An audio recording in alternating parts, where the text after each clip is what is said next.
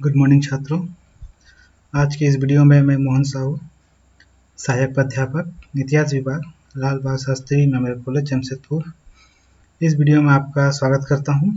छात्रों, आज का ये वीडियो यूजी सेमेस्टर 2 के सीसी थर्ड के अंतर्गत भारत का इतिहास ईसा पूर्व 300 से ईस्वी 650 ईस्वी तक में हम लोग आज महत्वपूर्ण विषय पर चर्चा करेंगे। छात्रों, हमारा आज का जो विषय है वो है मौर्यकालीन कला एवं स्थापत्य। इस विषय के अंतर्गत हम लोग मौर्य काल से संबंधित कला एवं स्थापत्य पर चर्चा करेंगे, जिसे हम लोग इसे विभिन्न वर्गों के अंतर्गत रखते हुए आगे बढ़ेंगे, जिसमें सबसे पहला होगा भूमिका। तत्पश्चात हम लोग राजकीय कला के अंतर्गत आएंगे, जो मौर्य काल की एक कला है। राजकीय कला के अंतर्गत राजप्रसाद, स्तंभ, उसके बाद है स्तूप, तत्पश्चात गुहा विहार, मूर्तिकला, पॉलिश कारीगरी, अभियांत्रिकी यानी इंजीनियरिंग। फिर इसके बाद हम लोग लोक कला के बारे में बात करेंगे।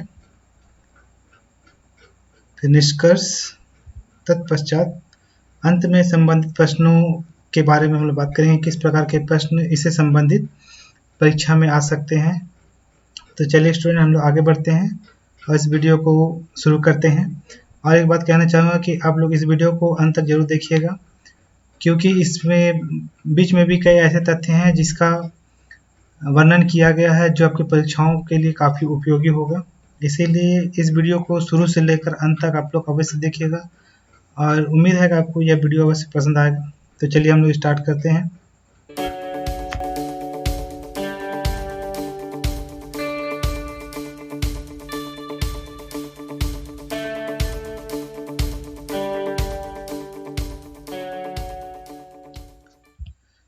तो हम लोग का भूमिका है, जिसमें हम लोग देख सकते हैं कि कला के दृष्टिकोण से मौर्य काल, जिसका समय 321 ईसा पूर्व से 184 ईसा पूर्व था, ने भारतीय इतिहास में एक नए अध्याय का सूत्रपात किया। कला के दृष्टिकोण से मौर्य काल से पूर्व प्राचीन भारत में स्थापत्य के दृष्टिकोण से हमें कोई विशेष अनुभूति प्राप्त नहीं होती है। हड़प्पा सभ्यता के बाद सांस्कृतिक परिप्रेक्ष्य से देखा जाए तो यह पूर्णतः रिक्त प्राप्त होता है। यहाँ यह ध्यान रखना है कि हड़प्पा सभ्यता के बाद भारत में वैदिक सभ्यता का प्रसार हुआ, जो काफ़ी लंबे समय तक बना रहा, परंतु इस काल में कई ऐसे स्थापत्य कलाओं का निर्माण अवश्य हुआ होगा, परंतु वो हमें प्राप्त नहीं है। चलिए आगे देखते हैं। तो हड़प्पा सभ्यता के पतन से लेकर मौर्य साम्राज्य के पतन के मध्य एक लंबा समय व्यतीत होता है। महाकाव्यों और बौद्ध ग्रंथों में भी इस काल से संबंधित कलाओं की चर्चा की गई है, परंतु उनका कोई भौतिक अवशेष हमें प्राप्त नहीं होता है। संभवतः इस अवधि में भौतिक निर्माण हेतु लकड़ी, मिट्टी के ईंट, घास फूस आदि का प्रयोग किया गया था, जो समय के प्रभाव से नष्ट हो गए। मौर्य काल से ही सर्वप्रथम स्थापत्य गतिविधियों की निश्चित जानकारी हमें प्राप्त होती है। सर्वप्रथम मौर्य काल में ही कला के क्षेत्र में पाषाण का प्रयोग देखने को मिलता है। मौर्य शासकों ने सांस्कृतिक गतिविधियों में अपनी रुचि दिखाई, जिसके परिणाम स्वरूप मौर्यकालीन कला के कई उदाहरण हमें देखने को मिलते हैं। बीजी गोखले ने इस संबंध में लिखा है कि मौर्य काल में विशेषतः सम्राट अशोक के शासनकाल से ही प्राचीन भारतीय कला का इतिहास विधिवत प्रारंभ होता है। उसने ही सर्वप्रथम कलाकृतियों में लकड़ी के स्थान पर पत्थरों का प्रयोग किया था। मौर्य काल की कलाकृतियों तकनीकी और सामग्री दोनों दृष्टि से सर्वश्रेष्ठ कही जा सकती है। अर्थात मौर्य काल के पूर्व या अशोक के पूर्व भवनों के निर्माण में कच्चे सामग्रियों का प्रयोग किया जाता था, जो समय के प्रभाव को झेल पाने में सक्षम नहीं हुए। इस कारण उनका अंत हो गया, परंतु मौर्य सम्राट अशोक ने इन वस्तुओं के स्थान पर पत्थरों का प्रथम बार प्रयोग किया, जिसके कारण हमें मौर्यकालीन स्थापत्य के अवशेष देखने को प्राप्त होते हैं। मौर्य कला का वर्गीकरण। मौर्य कला को अध्ययन की दृष्टि से दो भागों में विभाजित किया गया है। पहला दरबारी या राजकीय कला। दरबारी राजकीय कला के अंतर्गत उन कलाओं को रखा जाता है जिनका निर्माण राजकीय संरक्षण में राजकीय कलाकारों के द्वारा शासक की रुचि के अनुसार करवाया गया। इनमें राजप्रसाद, स्तंभ, स्तूप, गुहा विहार, मूर्तिकला, अभियांत्रिकी कला आदि थे। अर्थात इस कला के अंतर्गत राजाओं की इच्छा के अनुसार भवनों का निर्माण हुआ या स्थापत्य का निर्माण हुआ। दूसरा जो इसका भाग है वह है लोक कला। इसके अंदर उन कलाओं को रखा जाता है जिसका निर्माण स्वतंत्र कलाकारों द्वारा लोक रुचि या जनसाधारण की इच्छा के अनुसार निर्माण किया गया, जैसे यक्ष याक्षिणी की प्रतिमाएं, मिट्टी की मूर्तियां आदि। तो हम राजकला के अंतर्गत आगे देखते हैं राजप्रसाद। मौर्यकाल के अधिकांश अवशेष स्मारक अशोक के समय के हैं। जैसे कि पहले कहा गया, अशोक के समय से ही पत्थरों का प्रयोग प्रारंभ हुआ था। इस कारण मौर्यकालीन जो स्थापत्य हमें प्राप्त हुए उसमें अधिकांश अशोक के हैं या अशोक के बाद के काल के हैं। तो अशोक के पूर्व मौर्यकाल वास्तुकला की जानकारी हमें यूनानी लेखकों के विवरण से प्राप्त होती है।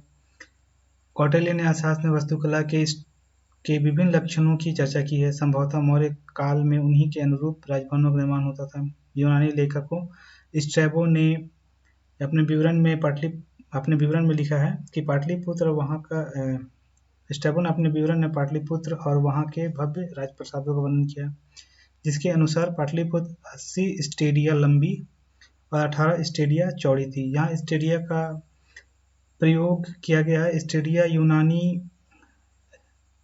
मापक है जिससे लंबाई मापा जाता था। तो यहाँ 18 स्टेडिया चौड़ी थी पाटलिपुत्र की चौड़ाई। यह चतुर्भुज आकार में थी जिसके चारों ओर 70 फीट चौड़ी खाई थी। नगर के चारों ओर लकड़ी की दीवार बनी हुई थी जिसमें बाण छोड़ने के लिए छिद्र बनाए गए थे। इसमें 64 द्वार तथा 570 बुर्ज भी थे। स्ट्रैबो ने चंद्रगुप्त के राजप्रासाद का वर्णन करते हुए लिखा है कि यह विशाल भवनों का समूह था जिसमें अनेक बड़े कमरे थे। इनके चमकते स्तंभों को सोने की लता एवं चांदी की चिड़ियों से सजाया गया था। यह राजप्रासाद एक बड़े पार्क के मध्य था जिसमें कई छायादार वृक्ष अनेक सरोवर भी थे। पटना के समीप बुलंदी बाग कुम्हरार नामक स्थान से खुदाई में लकड़ी के विशाल भवनों के अवशेष प्राप्त हुए जिसे चंद्रगुप्त मौर्य का राजप्रासाद माना जाता है। बुलंदी बाग से 450 फुट लंबे परकोटे और कुम्हरार से राजप्रासाद के अवशेष प्राप्त हुए हैं। कुम्हरार के राजप्रासाद के अवशेष से पता चलता है कि यह एक भवन का समूह था। यह ऐतिहासिक काल का पहला विशाल अवशेष है जो एक मंडप के रूप में है। यह राजप्रासाद 4वीं शताब्दी तक विद्यमान था, जिसे देखकर चीनी यात्री फहियान ने इसे देवताओं द्वारा निर्मित कहा था। एरियन का कहना है कि सुसा तथा एकबटाना के राजप्रासाद भी पाटलिपुत्र के राजप्रासाद की बराबरी नहीं कर सकते थे। सुसा और एकबटाना मध्य एशिया के प्रसिद्ध शहर थे जहाँ पे कई बड़े बड़े राजप्रासाद या भवन का निर्माण हुआ था। तो एरियन का कहना है कि सुसा और एकबटाना के राजप्रासाद भी पाटलिपुत्र के राजप्रासाद की बराबरी नहीं कर सकते थे। तो इससे यह अनुमान लगाया सकता है कि पाटलिपुत्र या कुम्हरार में जो अवशेष प्राप्त हुए हैं उस भवन का आकार या उसकी भव्यता कितनी अधिक रही होगी, इसी से इसका अनुमान लगाया जा सकता है। अब आगे हम लोग देखते हैं स्तंभ। मौर्यकालीन स्थापत्य कला का सबसे उत्कृष्ट नमूना स्तंभ है। अशोक ने अपने शासनकाल में कई स्तंभ का निर्माण करवाया जिसका मुख्य उद्देश्य धर्म की नीतियों को प्रसारित करना था। इन स्तंभों से सिद्ध होता है कि उस समय भारत की स्थापत्य कला, यांत्रिकी और मूर्तिकला अन्य किसी देश की तुलना में काफी अधिक उन्नत थी। वी स्मिथ ने लिखा है कि स्तंभों का निर्माण कला और तकनीक से यह स्पष्ट रूप से सिद्ध होता है कि अशोककालीन इंजीनियर और पत्थर काटने वाले कारीगर उस समय किसी भी देश से कम योग्य और श्रेष्ठ नहीं थे। कई विद्वानों जैसे John Marshall, Percy Brown, Stella Kramrisch आदि ने अशोक के स्तंभ को ईरानी स्तंभ की अनुकृति माना है, परंतु ऐसा स्वीकार करने का कोई आधार नहीं है। यदि सूक्ष्मतापूर्वक अशोक और ईरानी स्तंभ का अध्ययन किया जाए तो हमें अंतर दिखाई देंगे। इसी जो विदेशी विद्वान थे इन्होंने इसे ईरानी से अनुकृति माना है, परंतु हम लोग यहाँ इसका एक एक कर अध्ययन करेंगे, विश्लेषण करेंगे, जिससे हमें स्पष्ट हो जाएगा कि ऐसा कुछ नहीं है। तो इसमें सबसे पहला है अशोक के स्तंभ एकाश्मुख यानी एक पत्थर के निर्माण से बना था, जबकि ईरानी स्तंभ कई मंडलाकार पत्थरों को जोड़कर बनाया गया था। अशोक के स्तंभ बिना चौकी या आधार की भूमि पर स्थित है, जबकि ईरानी स्तंभ आधार पर टिके हुए हैं। अशोक स्तंभ स्वतंत्र रूप से खड़े हैं, जबकि ईरानी स्तंभ किसी भवन में लगाए गए हैं, यानी किसी भवन के हिस्से थे, जबकि अशोक स्तंभ स्वतंत्र रूप से स्थापित किए गए थे। अशोक स्तंभ के शीर्ष पर पशु आकृति है, जबकि ईरानी स्तंभ पर मानव, पशु आदि आकृतियां बनी हुई है। अशोक स्तंभ सपाट है, जबकि ईरानी स्तंभ गड़ारीदार है। अशोक स्तंभ के नीचे से ऊपर पतले होते गए, जबकि ईरानी स्तंभ नीचे से ऊपर समान आकार में। इस प्रकार कहा जा सकता है कि अशोक स्तंभ ईरानी स्तंभ की अनुकृति नहीं है, अपितु यह पूर्ण रूप से भारतीय कला। यहाँ आपके समक्ष दोनों स्तंभों को प्रस्तुत किया गया है। एक और आपके है अशोक स्तंभ, जो हमारे इसमें इस तरफ में है।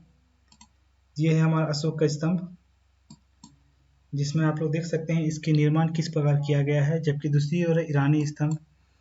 दोनों में अंतर हमें स्पष्ट होता है। जैसे हम लोग देख सकते हैं कि अशोक स्तंभ सपाट है, ऊपर से नीचे से ऊपर वो जाते हुए पतला होता गया है, इसमें आधार भी नहीं बना हुआ है। जबकि ईरानी स्तंभ में आधार बना हुआ है, उसमें गड़ारीदार है, सपाट नहीं है, ऊपर से नीचे तक समान आकृति में है। यहाँ पे हमें एक पशु का आकृति दिखाई दे रहा है, परंतु अन्य स्तंभों में पशु के साथ साथ मानव आकृति का भी प्रयोग किया गया है। तो स्पष्ट है कि दोनों स्तंभों में काफी अंतर है। और सॉरी, और अशोक के स्तंभ को ईरानी स्तंभ का अनुकृति नहीं कहा जा सकता है। यहाँ कह सकता है कि अशोक ने ईरानी स्तंभ से प्रेरित होकर ही अपने स्तंभ का निर्माण कराया होगा, परंतु यह कहना कि अनुकृति थी या उसकी पूर्ण रूप से नकल थी, कहना उपयुक्त नहीं होगा। अशोक के स्तंभ को मुख्य रूप से 4 भागों में विभाजित किया जाता है। पहला यष्टि, अधोमुख कमल, फलका और शीर्ष। तो यहाँ हम लोग देख सकते हैं यष्टि, ये जो हिस्सा है इसे यष्टि के नाम से कहा जाता है। इसे यष्टि कहा जाता है। द्वितीय है अधोमुख कमल। तो यहाँ आप देख सकते हैं उल्टा कमल की आकृति बनाई गई है, जो अधोमुख कमल है। तीसरा है फलका, ये जो हिस्सा है ये फलका कहलाता है। और सबसे ऊपर शीर्ष है, जिसमें पशु आकृति उकेरी गई है। तो ये 4 हिस्से हैं अशोक स्तंभ के। अशोक के स्तंभों में सारनाथ स्तंभ सर्वश्रेष्ठ माना जाता है। इसके शीर्ष भाग की कलात्मकता के कारण इसे भारतीय कला का द्वितीय नमूना कहा जाता है। विद्वानों ने इस स्तंभ की भूरी भूरी प्रशंसा की है। सर्जन मार्शल और वी स्मिथ का यह मानना है कि संपूर्ण विश्व में सारनाथ स्तंभ की तुलना में कला का कोई श्रेष्ठ नमूना उपलब्ध नहीं है। यानी इस स्तंभ के कला का अंदाजा इसी बात से लगा सकता है कि समस्त विश्व में इसकी जैसी कला हमें किसी अन्य में देखने को नहीं मिलती है। ये सर्जन मार्शल और वी स्मिथ जैसे विद्वानों ने इसकी काफ़ी प्रशंसा भी की है। अशोक के सभी स्तंभ चुनार मिर्जापुर के बालुए पत्थर से निर्मित हैं। इनकी लंबाई 35 से 50 फुट के आसपास है और प्रत्येक का वजन लगभग 50 टन है। तो इस वर्णन से स्पष्ट है कि अशोक स्तंभ मौर्यकालीन जो स्थापत्य कला है उसकी एक अनुपम कृति है। सॉरी। इसके बाद हम बात करते हैं स्तूप की। तो स्तूप का निर्माण अशोक ने धार्मिक भावना से प्रेरित होकर करवाया। एक अनुश्रुति के अनुसार अशोक ने 84,000 स्तूपों का निर्माण करवाया था। 7वीं सदी में चीनी यात्री ह्वेनसांग ने तक्षशिला, श्रीनगर, थानेश्वर, मथुरा, कन्नौज, प्रयाग, कौशाम्बी, श्रावस्ती, वाराणसी, सारनाथ, वैशाली, गया, कपिलवस्तु आदि स्थानों में इन स्तूपों को देखा था, परंतु आज ये सभी नष्ट हो चुके हैं। अशोक द्वारा निर्मित स्तूपों में सर्वश्रेष्ठ सांची का स्तूप है, जो मध्य प्रदेश के रायसेन जिला में अवस्थित है। इसकी खोज 1818 ईस्वी में सर्वप्रथम जनरल रायलेट ने इसकी खोज की थी। इसके आधार के समीप इसका व्यास 100 फुट है। लाल रंग के बलुआ पत्थर से निर्मित इस स्तूप के शीर्ष भाग पर सिंह की मूर्तियां हैं। जैसे इससे पहले हमने देखा था वो सिंह की मूर्तियां हैं। इस स्तूप के अतिरिक्त भारभूत का स्तूप भी स्थापत्य कला की दृष्टि से अत्यंत सुंदर है। इसका पता 1872 ईस्वी में कनिंघम ने लगाया था। उसके मतानुसार इस स्तूप का मूल व्यास 68 फुट था, यानी इसकी 68 फुट यह वर्ग क्षेत्र में फैला हुआ था। वास्तव में स्तूप का प्रारंभिक रूप अर्धगोलाकार मिलता है। इसमें एक चबूतरे, जिसे मेधी कहा जाता था, के ऊपर उल्टे कटोरे आकृति पर एक थुहा बनाया जाता था, जिसे अंड कहा जाता था। इसे पत्थर व ईंटों से बनाया जाता था। स्तूप की चोटी सिरे पर चिपटी होती थी, जिसके ऊपर धातु पात्र रखा जाता था, जिसे हर्मिका या देवसदन कहते हैं। यह स्तूप का सर्वाधिक महत्वपूर्ण भाग होता था। हर्मिका के बीच में एक यष्टि लगाई जाती थी। यष्टि के ऊपर सिरे पर 3 छत्र लगाए जाते थे। स्तूप को चारों ओर बाढ़ अथवा दीवार से घेर दिया जाता था, जिसे प्रदक्षिणा पथ कहा जाता था। कालांतर में वेदिका के चारों ओर के दिशाओं में प्रवेश द्वार बनाए गए। प्रवेश द्वार पर मेहराबदार तोरण बनाए जाते थे। इसे हम इस प्रकार समझ सकते हैं। ये हमारा स्तूप है। स्तूप के जो निर्माण होता था, उसका जो मुख्य आधार होता था, वो होता था वेदिका। वेदिका एक चट्टान का एक बड़ा हिस्सा होता था, जिसके ऊपर स्तूप का निर्माण किया जाता था। वेदिका को हम स्तूप का आधार कह सकते हैं। वेदिका के ऊपर ही मेधी का निर्माण होता था। मेधी जो अंड का या ऊपरी हिस्से का जो था, उसका एक आधार होता था। मेधी के ऊपर ही अंड का निर्माण होता था। तो मेधी के बाद जो महत्वपूर्ण हिस्सा है स्तूप का, वह था अंड, जो उल्टे कटोरे के समान होता था। और अंड के ऊपर ही एक चिपटा, जो सिरा चिपटा होता था, चिपटा सिरा आप यहाँ देख सकते हैं। उसके ऊपर हर्मिका जो धातु पात्र रखा जाता था, वो हर्मिका, जिसे देवसदन भी कहा गया है, हर्मिका रखा जाता था। हर्मिका के ऊपर यष्टि, जो एक स्तंभ, एक पतली सी छड़ कह सकते हैं उसे, या स्तंभ या लौह स्तंभ या धातु स्तंभ होता था, उसे देख सकते हैं, उसे यष्टि कहा जाता था। और ये उस यष्टि के ऊपर छत्र लगाए जाते थे। 3 छत्र होते थे, जिन्हें यष्टि के ऊपर स्थापित किया जाता था। ये छत्र के बाद जो सबसे महत्वपूर्ण हिस्सा है स्तूप का, वह प्रदक्षिणा पथ। प्रदक्षिणा पथ आप देख सकते हैं। ये चारों ओर से स्तूप के चारों जो अंड है, उसके चारों ओर का स्पेस होता था, स्थान होता था, और स्थान को दीवार से घेर दिया जाता था। और उसके बीच जो स्थान बचता था, यहाँ आप लोग देख सकते हैं, उसके बीच जो स्थान है, ये स्थान है, ये इस स्थान को प्रदक्षिणा पथ के रूप में जाना जाता था। इसके चारों ओर बौद्ध भिक्षु परिभ्रमण किया करते थे और प्रार्थना किया करते थे। प्रदक्षिणा पथ के बाद जो सबसे महत्वपूर्ण जो हिस्सा था, वो था तोरण द्वार। तोरण द्वार मुख्य द्वार होता था, जिसमें जो बाद में बनाए गए पूरे स्तूप को घेर दिया था चारों ओर से, और उसमें प्रवेश द्वार बनाया जाता था। प्रवेश द्वार के ऊपर ही, प्रवेश द्वार के समीप ही तोरण द्वार का निर्माण किया जाता था, जो प्रवेश द्वार पर स्थापित किया जाता था। तो पूर्ण रूप से स्तूप का यह ढांचा है, आप लोग देख सकते हैं। इसमें वेदिका, मेधी, प्रदक्षिणा पथ, अंड, हर्मिका, यष्टि, छत्र और तोरण द्वार, ये मुख्य 8 हिस्से होते थे स्तूप में, और इनको इस पूरे हिस्से को मिलाकर स्तूप का निर्माण किया जाता था। स्तूप के बाद जो मौर्य काल की सबसे महत्वपूर्ण विशेषता है मौर्यकालीन स्थापत्य कला की, वह थी गुहा विहार। गुहा विहार जो चट्टानों को, पहाड़ों को काट कर गुहा का निर्माण किया जाता था। तो मौर्य काल में पर्वतों को काट कर गुहा निर्माण करने की कला का भी विकास हुआ था। अशोक और उसके पौत्र दशरथ के काल में बराबर और नागार्जुनी की पहाड़ियों को काटकर आजीविक और बौद्ध संप्रदाय के भिक्षुओं के लिए आवास बनाए गए थे। अशोक के द्वारा 4 और दशरथ के द्वारा 3 गुफाओं का निर्माण करवाया गया था। इन गुफाओं के छतों और दीवारों पर चमकीली पॉलिश की गई थी। अशोक के काल में बराबरी पहाड़ी की गुफाओं, सुदामा की गुफा और कर्ण चौपाड़ की गुफा सर्व प्रसिद्ध है। इसका निर्माण अशोक ने अपने शासनकाल में 12वें और 19वें वर्ष में की थी। सुदामा की गुफा में 2 कोष्ठ और एक जो छत है उसकी ढोलाकार है। दशरथ के समय बनी गुफाओं में लोमस ऋषि का गुफा उल्लेखनीय है। यहाँ आपके सामने चित्र है, वो लोमस ऋषि गुफा का चित्र है, आप लोग देख सकते हैं। इसकी आकृति किस प्रकार है, किस प्रकार इसका निर्माण हुआ होगा, इसे समझा जा सकता है। इसके कोष्ठ वर्गाकार न होकर अंडाकार हैं। बराबर पहाड़ी की चौथी गुफा को विश्व झोपड़ी कहा जाता है। इसका निर्माण भी अशोक के शासनकाल के 12वें वर्ष में हुआ था, तथा इसकी दीवार पर चमकीली पॉलिश की गई है। नागार्जुनी पहाड़ पर 3 गुफाएं खोदी गई हैं। ये है गोपिका गुफा, वाह्यक, वर्धिक। इन सभी का निर्माण दशरथ के शासनकाल में हुआ था। गोपिका गुफा का निर्माण दशरथ ने अपने अभिषेक वर्ष में करवाया था, जो 44 फुट लंबी और 19 फुट चौड़ी है। उसकी छत शीर्ष पर 10 फुट ऊंची है। गोपिका गुफा एक लंबा आयताकार हॉल है।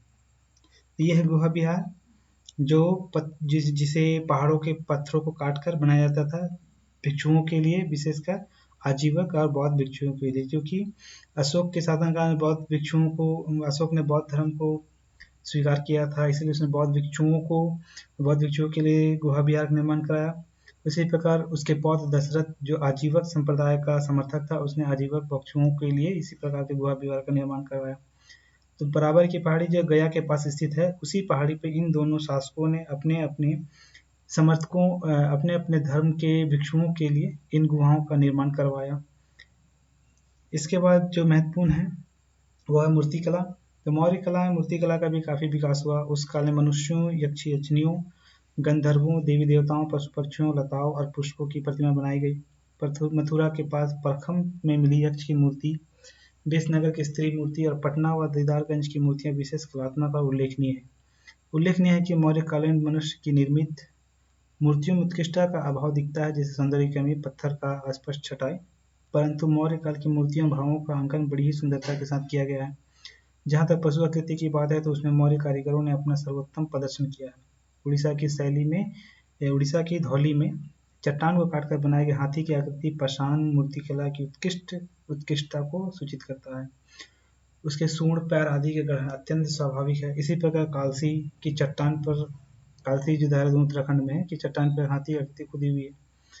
सारनाथ पर बनी 4 शेरों की मूर्तियों के संबंध में वी. ए. स्मिथ ने लिखा है, कितनी प्राचीन और सुंदर पशुओं की मूर्तियां किसी देश में पाना दुर्लभ है।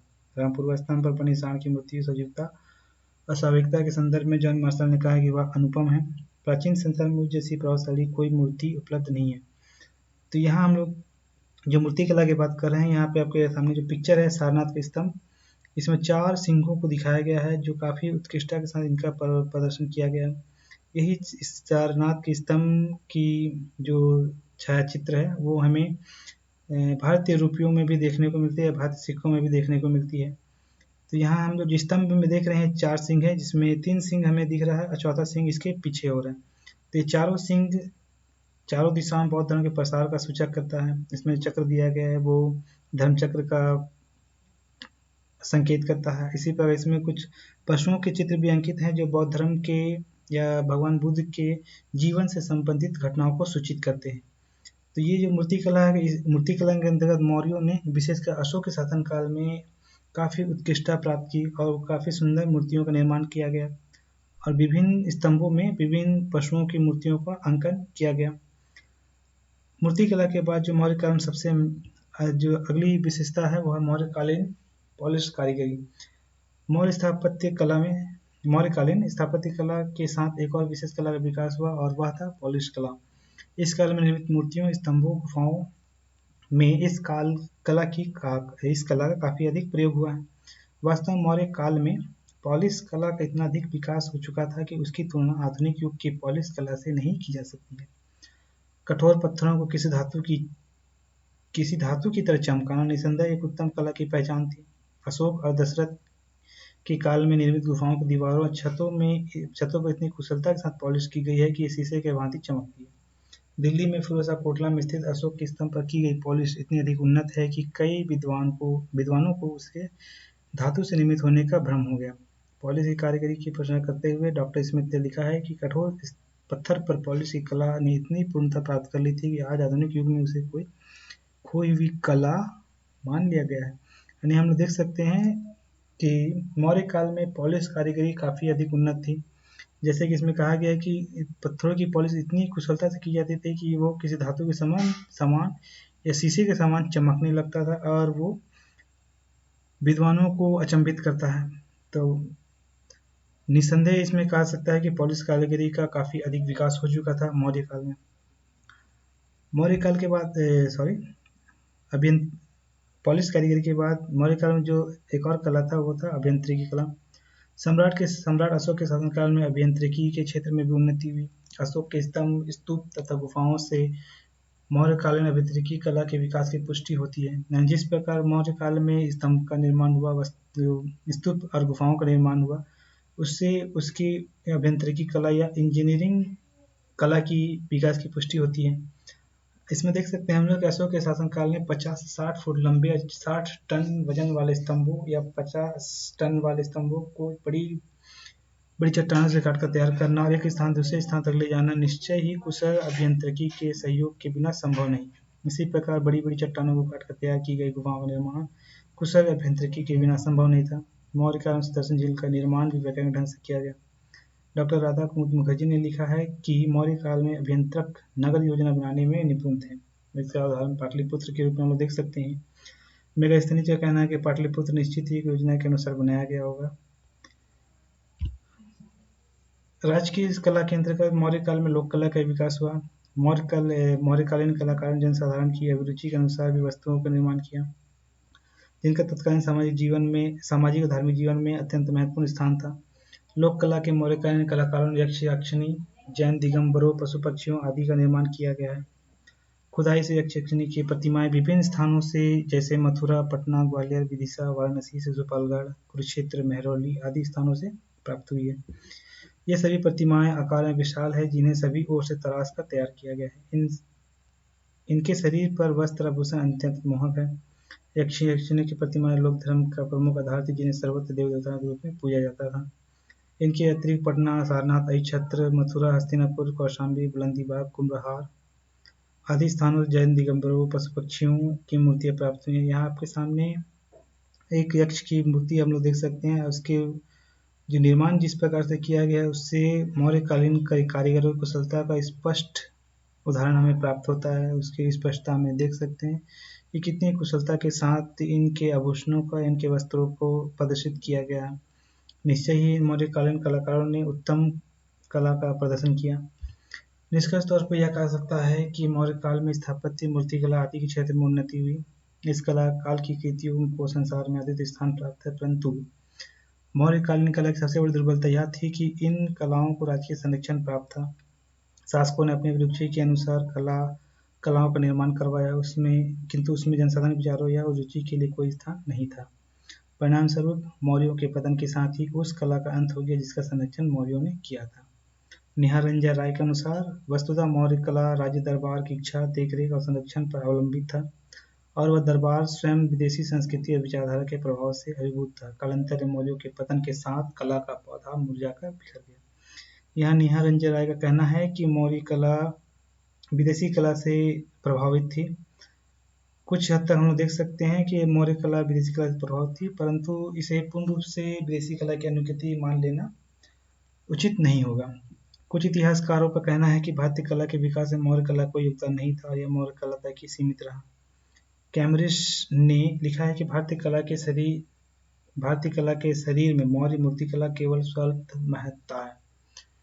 इसके अतिरिक्त कुछ विद्वानों का मत है कि मौर्य कला का प्रेरणा स्रोत बौद्ध धर्म था।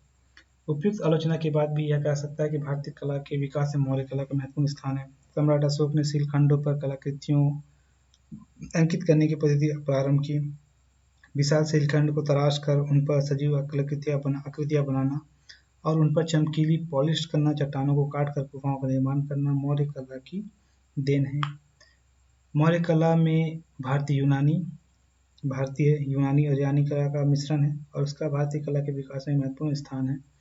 तो